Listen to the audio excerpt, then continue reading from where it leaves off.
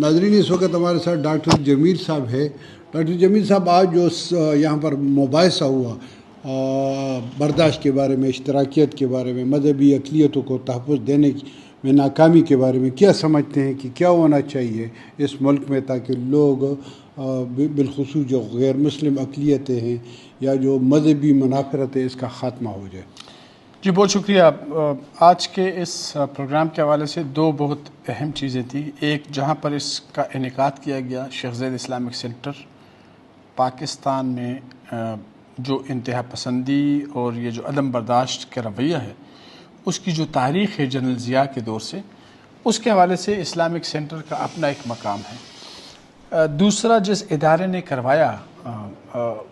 جن کے زیر انتظام یہ ہوا، ان کا اپنا ایک مقام ہے کہ وہ ان موضوعات پر قابل قدر اور انتہائی معتبر ذرائع کو اکٹھا کرنے کا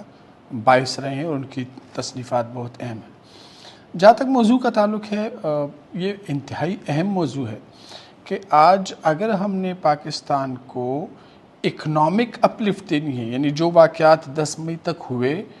اس میں تو ایک خوف کا عنصر تھا عوام میں کہ کیا ہماری افواج یا ہمارا دفاعی نظام اس قابل ہے کہ وہ ہمیں جارحیت سے بچا سکے. تو اس حوالے سے الحمدللہ عوام میں ایک سکون ہے، ایک اطمینان ہے کہ ہاں کچھ نہ کچھ ہمارے پاس موجود ہے اور ہم نے بہتر انداز میں ہندوستان سے اپنا دفاع کیا ہے. لیکن وہ جو جواز فراہم کیا گیا اس حملے کے لیے، وہ جو انتہا پسندی کی لہر ہند ہم پر الزام لگاتی ہے یا ہم ہند پر الزام لگاتے ہیں، دنیا ہم پر الزام لگاتی ہے، ہم دنیا پر الزام لگاتے ہیں، لیکن دہشت گردی کا یہ کاروبار، یہ انتہا پسندی کا کاروبار تو اس خطے میں موجود رہا ہے. اس سے نبرد آزما ہونے کا طریقہ یہ ہے کہ ریاست کا سلیقہ سیکھے، ریاست ادارے جو ہے وہ رومانیت سے نکلیں، مذہبی انتہا پسندی سے نکلیں. مذہب کی بنیاد پر کسی شخص کو اہم قرار دینا، کسی ادارے کو اہم قرار دینا، اس بنیاد پر جنگ لڑنا، یہ موجودہ زمانے کے شایع نشان نہیں ہے. اور یہ چیز جب تک نہیں نکلے گی، ہم پاکستان کے اندر موجود مائنارٹیز کو کیسے پاکستانی کے طور پر ایکول سٹیزن سمجھیں گے اور کیسے کسی اور ریاست کے خلاف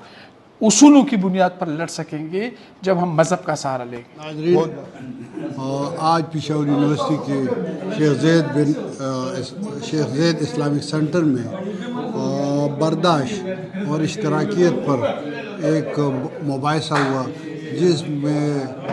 خیبر پختونخوا کے بہت زیادہ قابل قدر دانشوروں نے، اساتذہ اکرام نے اور سول سوسائٹی ممبران نے حصہ لیا. اس میں یہاں پر جو حالات ہیں، جو غیر مسلم اقلیتی برادری کے ساتھ ہو رہا ہے، مذہب کے نام پر جو کچھ ہو رہا ہے، اقلیت کے نام پر جو کچھ ہو رہا ہے، اس پر کافی بحث ہوئی اور اس میں ان مسائل کو بہت زیادہ اجاگر کیا گیا جس کی وجہ سے یہاں پر یہ مسئلے پیدا ہوتے ہیں. اس وقت ہمارے ساتھ موجود ہے ہندو برادری کے ہارون سرفدیال صاحب. ان سے پوچھتے ہیں کہ کیا کیا مسائل ہے غیر مسلم اقلیتوں کو اس وقت خیبر پختونخوا میں اور اس کا حل کیا ہے. جی بہت بہت شکریہ. اور Pakistan institute of for piece and studies کے تعاون سے شیخ زید اسلامک یونیورسٹی میں آج جو یہاں بڑا سیر حاصل گفتگو پر مبنی جو ہے نا وہ مباحثہ سامنے آیا، بحیثیت نان مسلم پاکستانی جو ہے یہاں پہ بے شمار مسائل ہیں، لیکن مذہبی اقلیتیں ہوتے ہوئے خیبر پختونخوا میں اس وقت جو ہماری کمیونٹیز یہاں رہ رہی ہیں، 2020 سے پہلے تو یہاں پر توہین رسالت کے یا جو زبردستی اسلام قبول کرنے کے واقعات تو نہیں ہوتے تھے، لیکن جس قدر اب تعلیم کے میدان میں کمیونٹیز آ رہی ہیں، بزنس کے فورمز پر وہ آ رہی ہیں، پلیٹ فارمز پر آ رہی ہیں، سروسز میں آ رہے ہیں، تو جیلسی اور حسد اور اس طرح کے جو مادے ہیں وہ فروغ پا رہے ہیں. اور اسی طرح جو مس یوز آف بلاسفیمی رہا ہے یا توہین رسالت کے قانون کا جو غلط استعمال ہے وہ بڑھتا چلا جا رہا ہے. اور اس طرح زبردستی اسلام قبول کرنے کے واقعات بھی پشاور میں اور مالاکنڈ اور باجاوڑ اور گرد گرد کے علاقوں میں دیکھنے کو مل رہی ہیں. اور ان واقعات کی وجہ سے مذہبی اقلیتیں انتہائی عدم تحفظ کا شکار ہو رہی ہیں، جس کی بدولت اب ہر فورم پر یہ آواز اٹھ رہی ہے کہ اب ریاست پاکستان کو سنجیدہ ہو کر اس قسم کے حالات کو روکنے کے لیے اپنے کردار نبھانے کی ضرورت ہے. جس طرح کہ پشاور میں ویری ریسنٹ ایک واقعہ ہوا جس میں جھوٹا الزام جو ہے وہ توہین رسالت کا یہ اس بنیاد پر لگایا گیا کہ وہ گھر زبردستی خریدنا چاہتے تھے اور گھر اگر نہیں بیچا گیا الزام لگایا, لیکن DRC اور محکمہ پولیس کی فوراً مداخلت کی وجہ سے, عوامی حلقے کی مداخلت کی وجہ سے وہ ثابت ہو گیا کہ جس نے الزام لگایا اس نے جھوٹ بولا ہے. لیکن وہ خاندان آج بھی ذلیل و خوار جو ہے وہ ہے, اس لیے کہ اس طرح کے کیسز میں کبھی بھی ریاستی ادارے اور عوام کا تحفظ نہیں ملتا. اور دوسرا, ابھی کچھ دن پہلے ندیم ناتھ کو جو ہے وہ صرف اس ضمن میں جو ہے نا وہ سر میں گولی مار کے جو ہے اس کو شہید کیا گیا کہ وہ اسلام قبول کر لے, جبکہ اس نے ایسا نہیں کیا. لیکن روایتی پولیسنگ, روایتی پراسیکیوشن ڈپارٹمنٹ کے جو انداز ہے اس میں FIR میں 302 اور 324 کا پرچہ کاٹا گیا, جس پر ہندو کمیونٹی کا, مذہبی اقلیتوں کا یہ تحفظات ہیں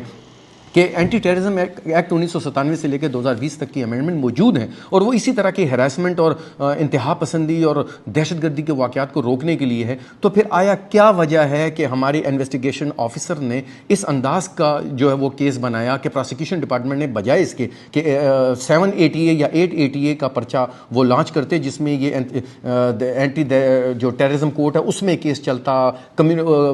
جو جن کے شہادتیں ہوئی ہیں یا مجروح ہوئے ہیں ان کو تحفظ دیا جاتا, بجائے اس کے روایتی طور پہ 302 اور 324 کا پرچہ کاٹ گیا, جس کو چلانا, جس کی پیروی کرنا ہم نان مسلمز جو ہے وہ کسی صورت میں بھی نہیں کر سکتے, اور مجبوراً ہمیں کمپرومائز کرنے کی طرف جانا پڑتا ہے. اس لیے مطالبہ ہمارا یہ ہے کہ اس طرح مذہبی اقلیتوں کے خلاف ہونے والے جو انتہائی اقدامات ہوتے ہیں اس میں ATA کی دفعات کے زید پرچہ کاٹا جائے تاکہ جو انصاف ہے اس کے تقاضے پورے کیے جا سکیں.